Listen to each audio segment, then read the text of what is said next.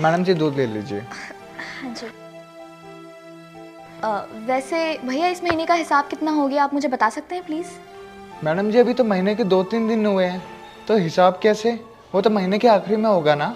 हाँ मैं मानती हूँ कि अभी महीना शुरू ही हुआ है और ज़्यादा दिन नहीं हुए हैं, लेकिन आप मुझे फिर भी हिसाब बता दीजिए कि कितना हो गया अब तक का।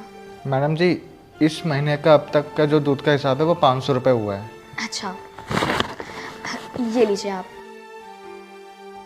और कल से दूध मत लाइएगा। मैडम जी ऐसा क्यों? मतलब कि मुझसे कोई गलती हो गई है क्या?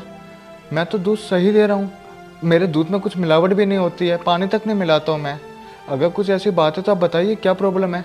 कहीं आपको दूसरा दूध वाला मिल गया जो कम दाम में दे रहा है, मैं उससे भी कम दाम में दूंगा आपको दूध।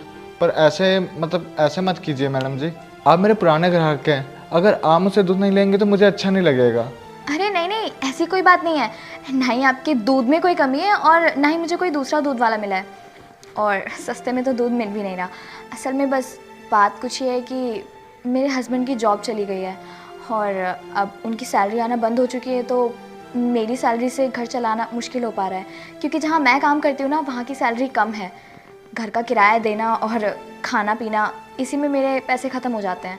तो मैं सोच रही हूँ कि अब दूध लेना बंद कर दूँ। पर आप चिंता मत करिए, ये दूध 2-3 दिन तो चल ही जाएगा। जब ये ख़त्म हो जाएगा मैं खुद आकर आपकी शॉप से दूध ले जाऊँगी। मैडम मैं मानता हूँ कि आप परेशानी में हैं, लेकिन इसका मतलब ये नहीं कि आप मेरे से दूध नहीं लेंगे।